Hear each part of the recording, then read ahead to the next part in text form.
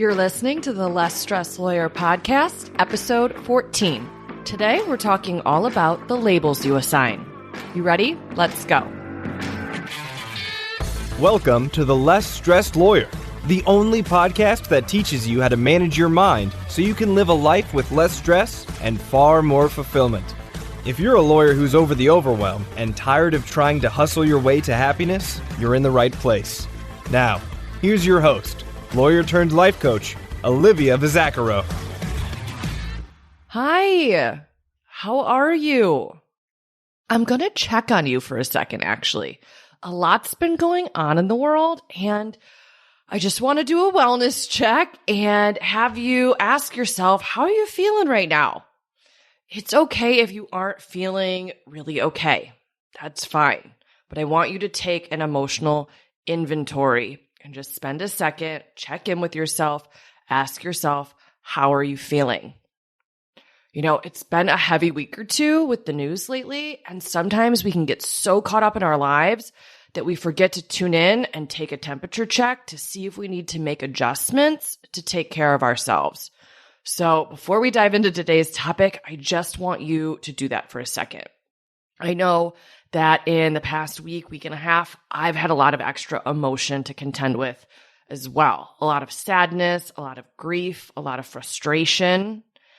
And by checking in with myself and identifying those emotions, I was able to process those emotions and hold space for them to be there without allowing them or letting them take over my day-to-day life, without having them really interrupt the flow of anything. So I want you to take a second, name how you're feeling right now. If it's a negative emotion, nothing's gone wrong. Sometimes part of the human experience is feeling some negative feelings some of the time. So you can just acknowledge them, place them in your body. You can describe them to yourselves, and I'll record a whole episode on how to process a negative emotion. But in the meantime, just name it, notice how it feels, identify the vibration, get really specific about it, and just acknowledge that it can't hurt you. It's allowed to just be there, and you can go about your day.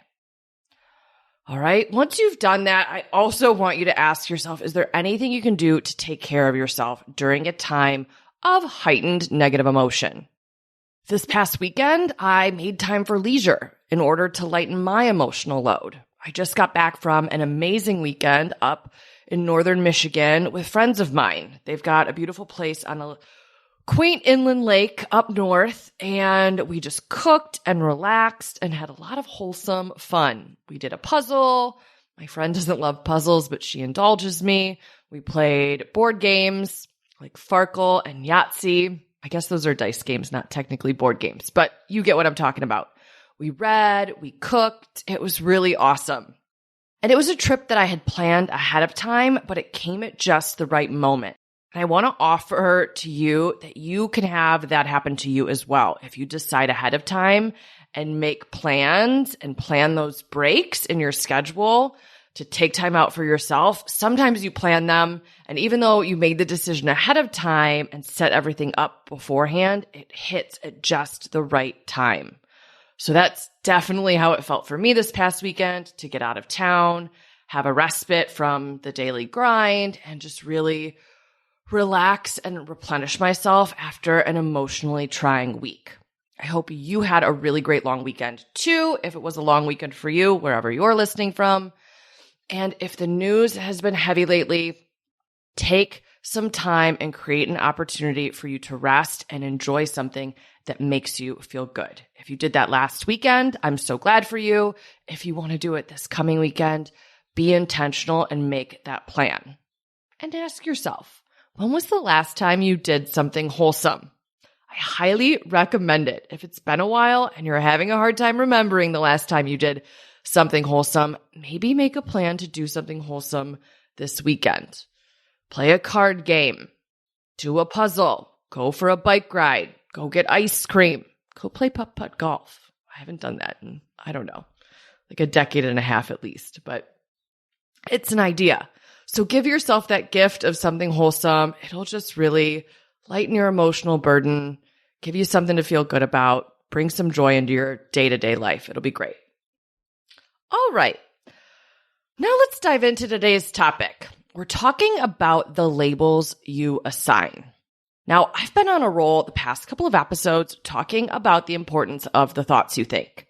In episode 10, I taught you all about the self-coaching model and how your thoughts cause your feelings drive your actions create your results. So ultimately, what I'm saying by all of that is that your thoughts are everything because your thoughts create your results. So in that episode, we talked about the importance of becoming aware of what you're currently thinking because of the impact it has on all of these other areas of your life. It also helps you create a ton of awareness. And normally when we become aware, we can start to make positive changes. We also start to feel better because we're not confused anymore. We have an understanding of what's going on under the hood of the car.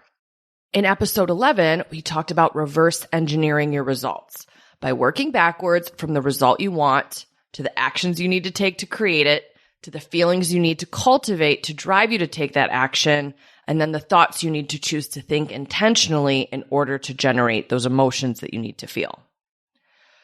In episode 12, we talked all about should thinking and how harmful it can be, the different types of should thoughts that you think, and how to eliminate them in order to feel better on a daily basis. And then in the last episode, episode 13, I reiterated the truth about your thoughts, which is that your thoughts aren't true. All right. So now I feel like I've laid the perfect foundation to talk about today's topic.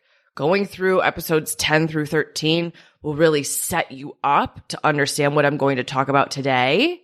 And today we're talking about the labels you assign. To be even more specific, there's 3 types of labels you assign. Similar to should thinking, the categories break down into the labels that you assign yourself, the labels you assign other people, and the labels you assign to things that go on in the world. Now, generally speaking, people tend to be pretty sloppy with how they speak about themselves and other people and what goes on in the world. We tend to make statements and it'll sound like we're speaking facts, like we're reporting the news. We're just speaking in truthful sentences, when in fact we're not. We're simply reporting our thoughts. And one of the ways that we do this is by assigning labels to ourselves, to other people, and to the situations and events we encounter and experience.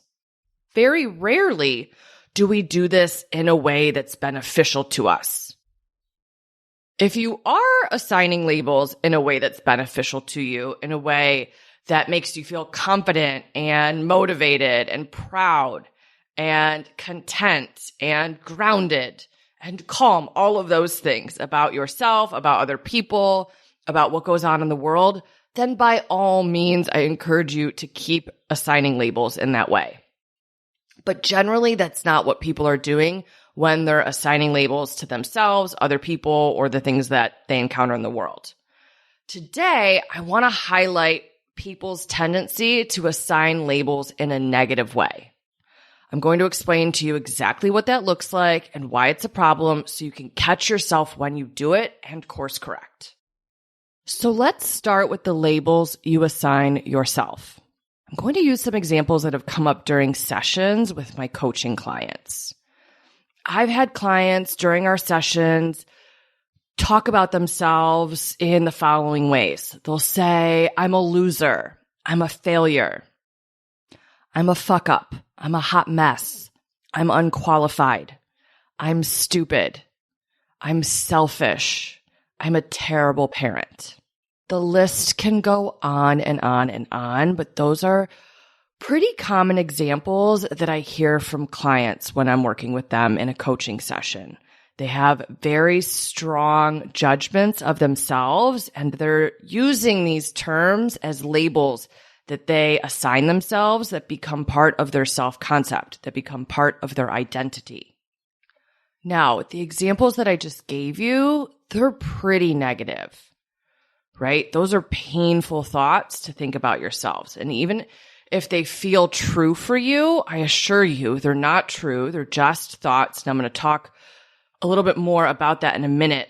But I want you to start to see the impact of assigning these labels to yourself. How are you going to feel about yourself when you think those thoughts, when you assign those types of labels, those really negative, painful labels?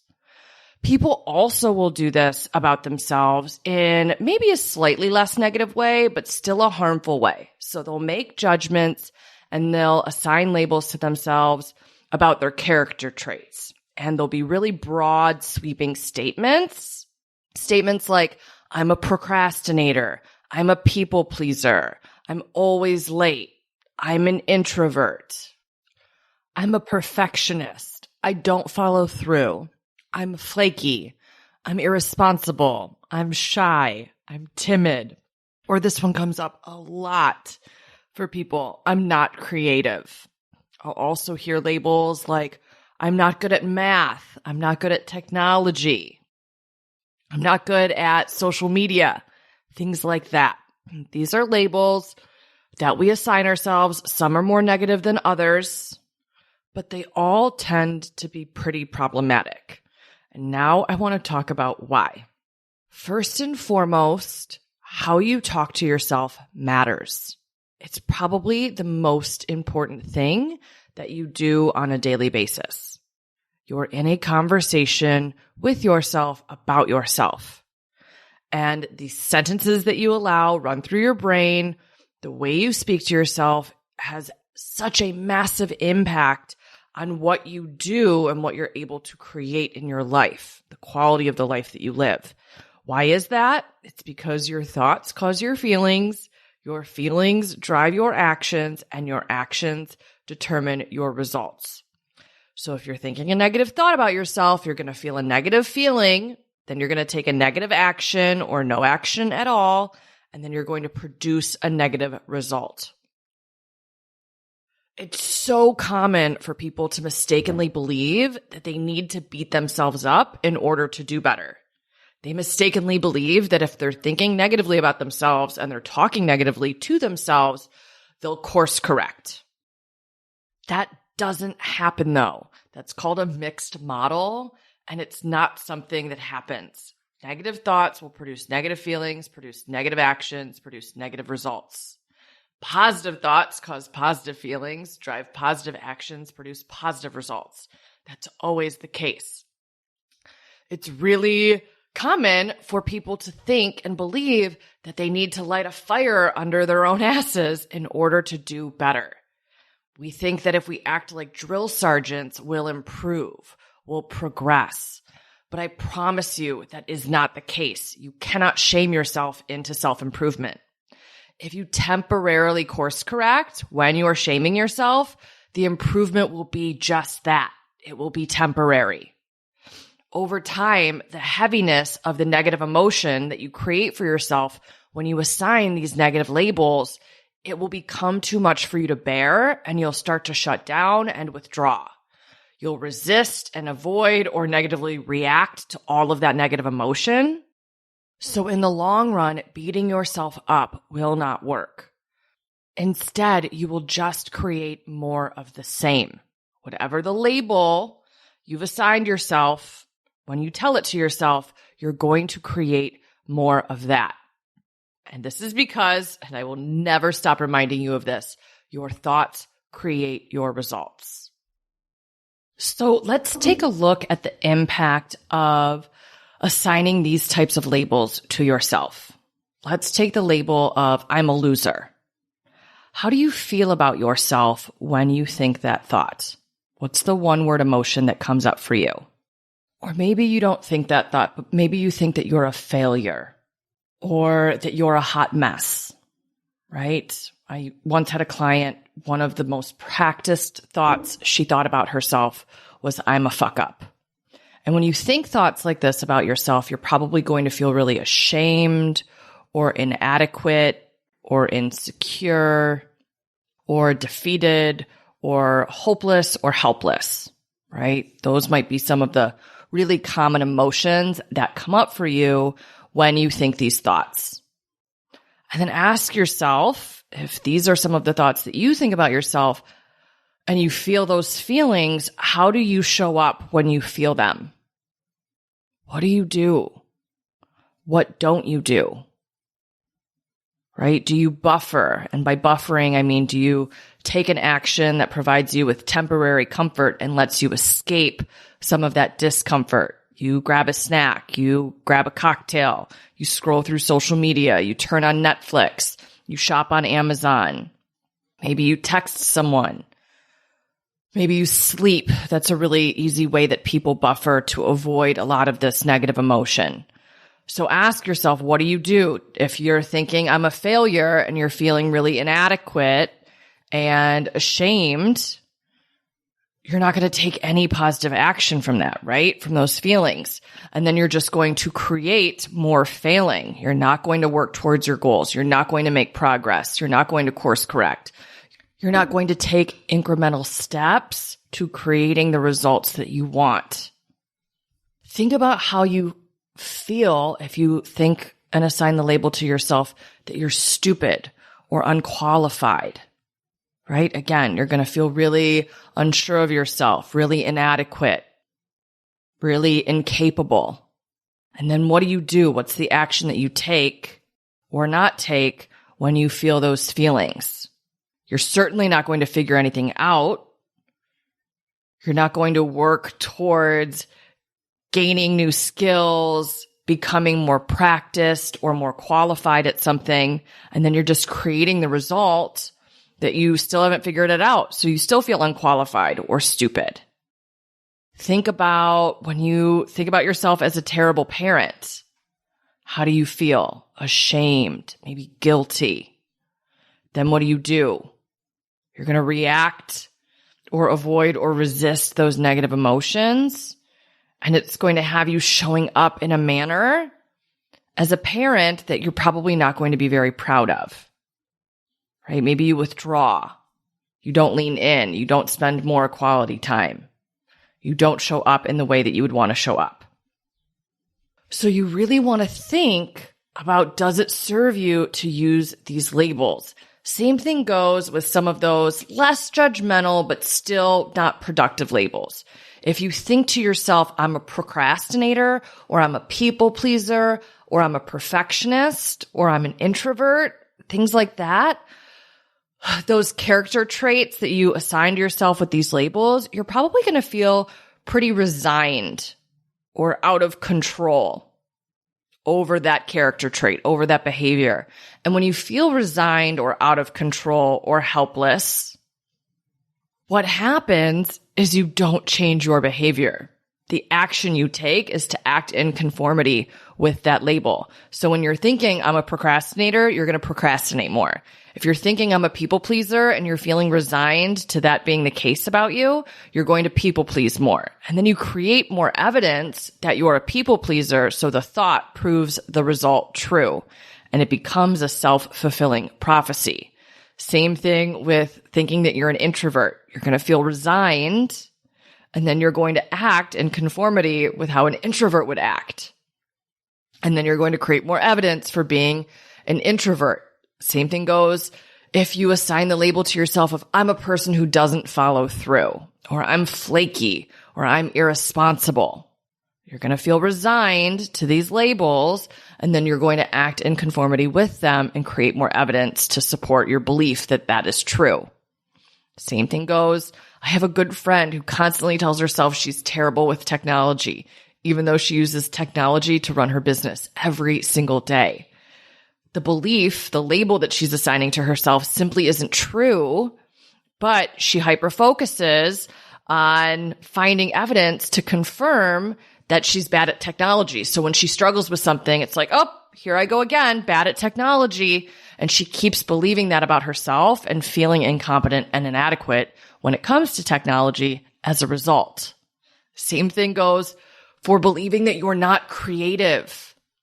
You'll feel resigned, and then you won't engage in creative activities. So you create the result of still thinking that you are not creative by not being creative at all.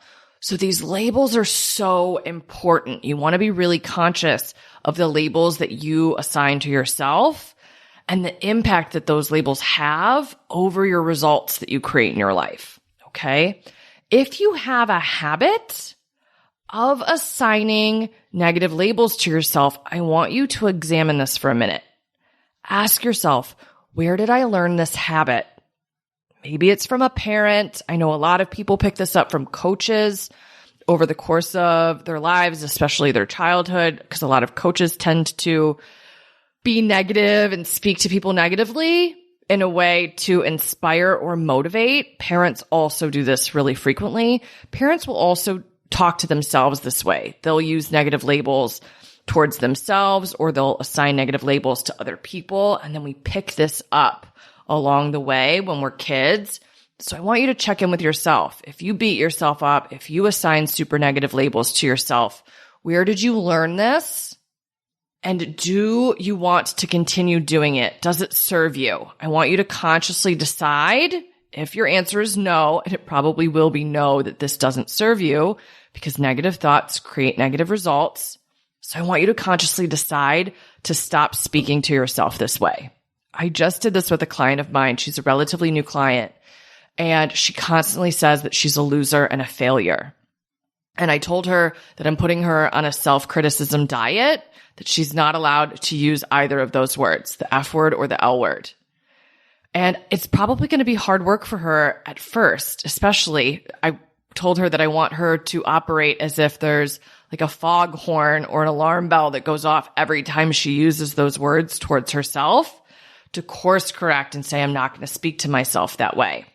That's what I want you to do. I want you to interrupt this habit of assigning these negative labels to yourself and find different ways to speak to yourself.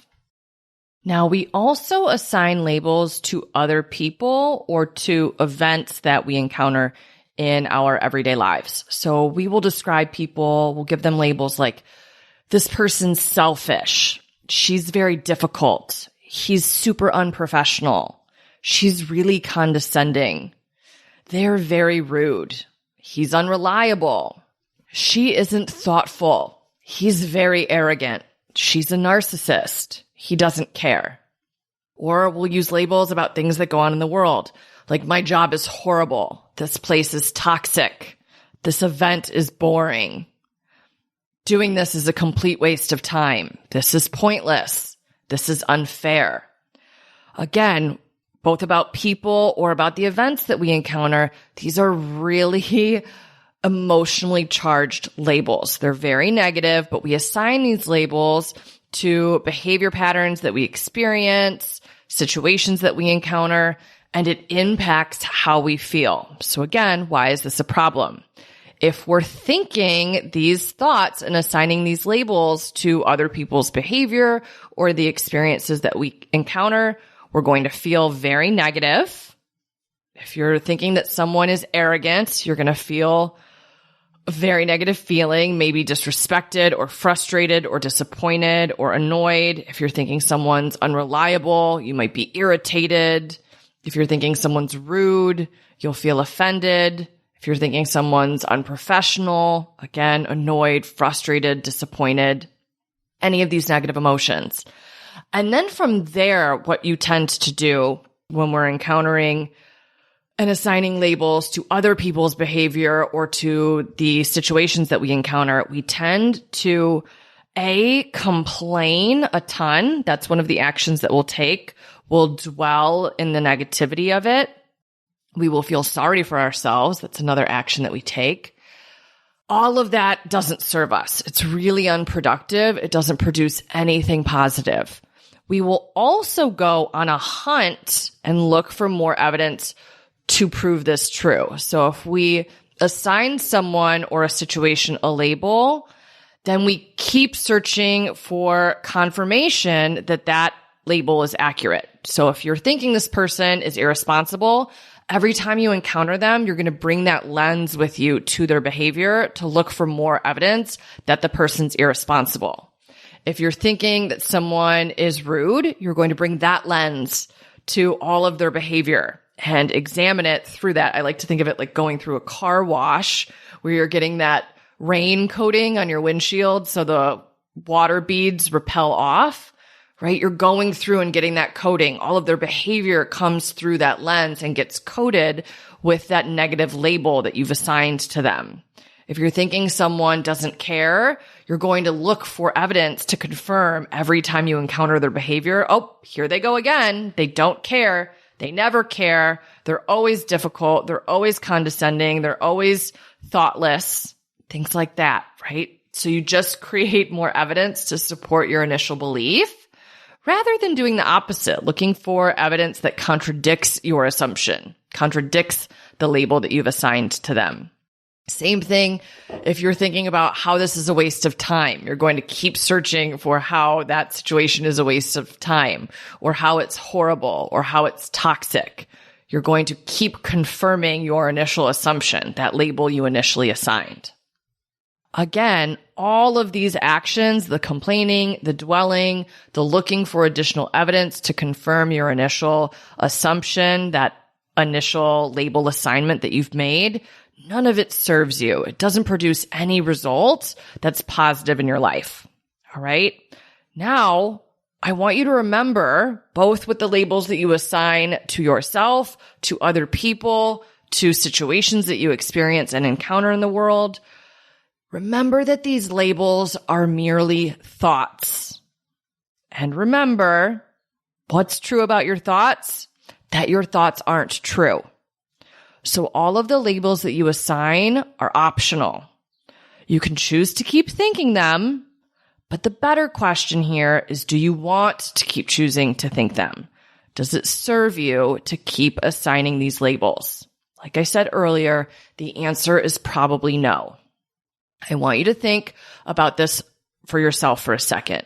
What labels are you assigning to yourself that you're using against yourself right now? What labels are you assigning to other people that you know? If there's a person in your life that is a really difficult person for you to appreciate or you to think positive thoughts about, I want you to think about the labels that you assign to them. Or if there's a situation that's causing you a lot of strife, I want you to think about the labels that you're assigning to that situation. Come up with 2 or 3 labels that you've assigned for each category, about yourself, about another person, and about a situation you're encountering. And for each of those labels, I want you to ask yourself, is this thought true?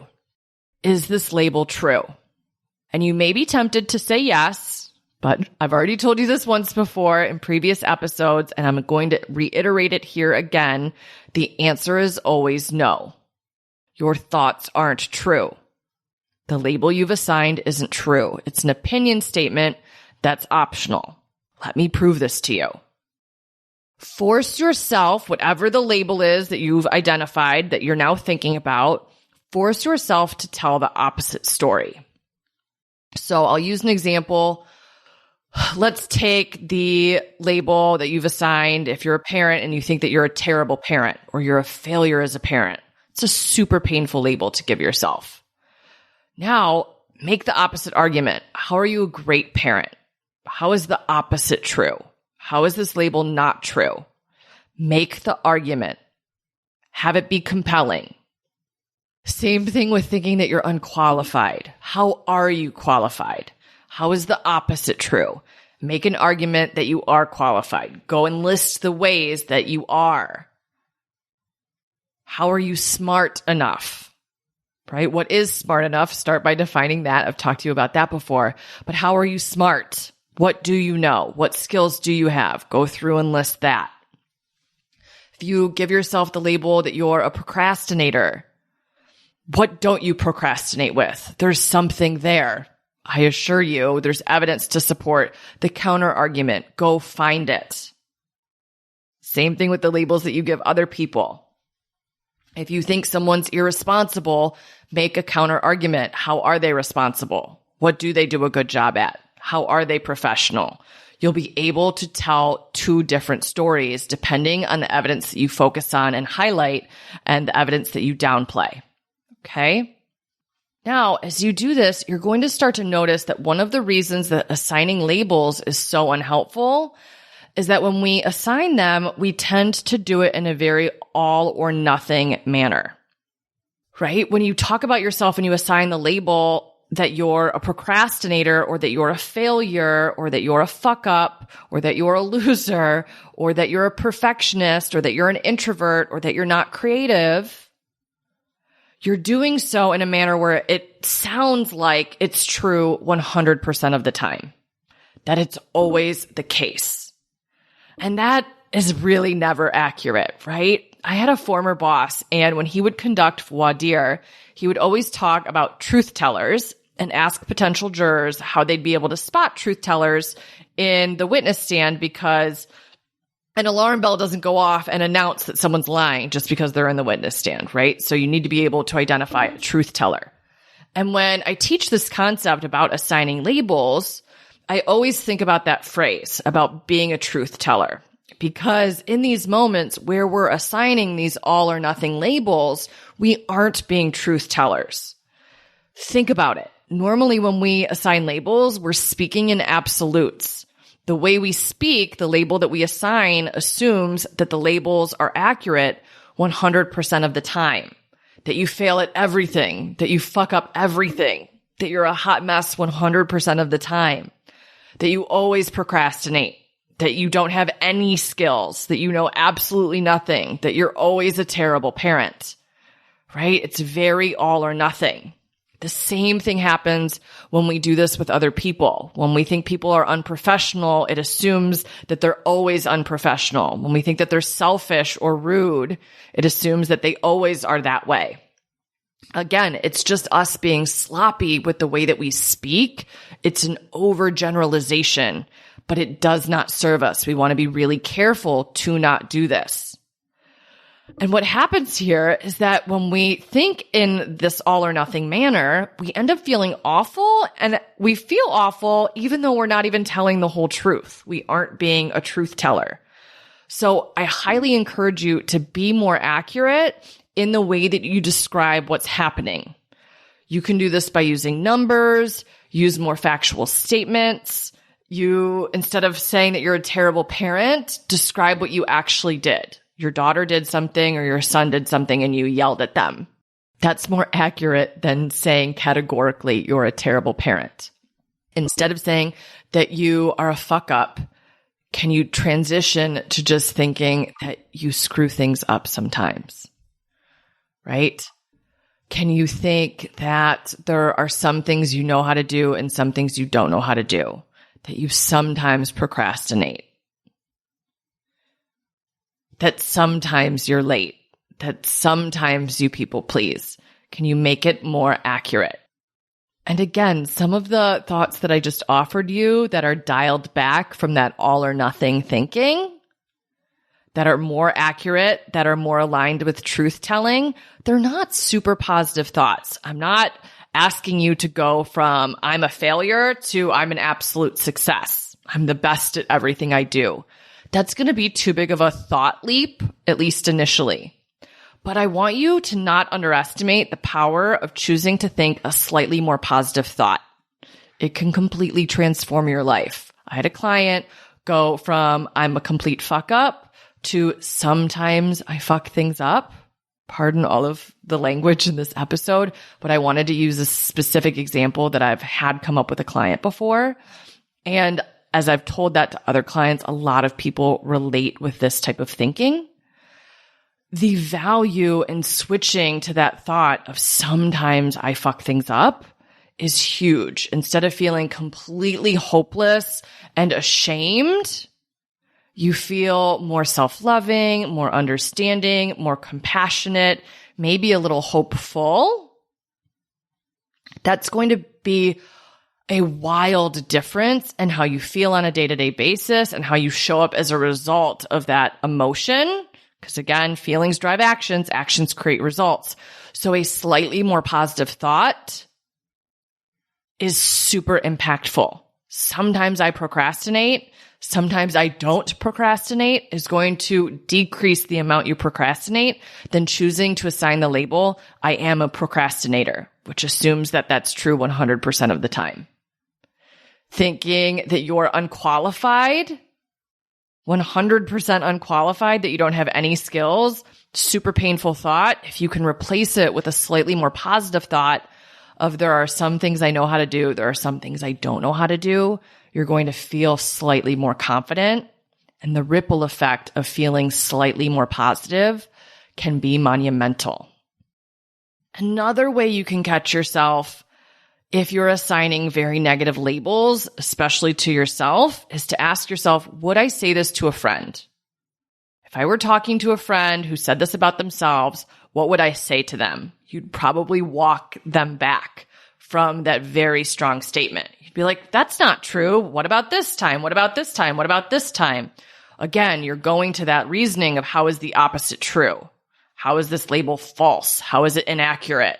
Coming up with evidence to support the contrary. I also want to offer you the question, what would be more helpful for me to think here? Both about myself, if you've assigned yourself a negative label, or about someone else, if you've assigned them or a situation a negative label, right? How can you be more of a truth teller? What's a more accurate way to describe what's happening? What would be more helpful for you to think here? Those are very powerful questions for you to ask yourself. So spend some time this week and start to pay attention and be mindful. What labels are you assigning to yourself, to other people, to the situations you encounter? Are you being a truth teller? Probably not. You're probably thinking in absolutes, very all or nothing. What would it look like for you to paint a more accurate picture? What does truth telling look like here? What's a slightly more positive thought you can think? What's a slightly less negative label you can assign yourself? How is the opposite true? What would you say to a friend if they were talking about themselves this way? What would be more helpful to think here? All right, go out. Stop assigning negative labels to yourself. Start assigning some positive ones. That's such a fun question for you to ask yourself. What are some positive labels I can assign myself? Make a long list and reach out to me on social media. I'd love to hear about some of the positive labels that you can assign to yourself. Some of the positive labels that you can use to replace some of the negative ones you may have been using that you've assigned to yourself in the past. The good news is you get to stop assigning them right now, right this second, today. All right, my friends, that's what I've got for you. I will talk to you in the next episode. Have a beautiful week. Thanks for listening to the Less Stressed Lawyer podcast. If you want more info about Olivia Bizacaro or the show's notes and resources from today's episode, visit thelessstressedlawyer.com.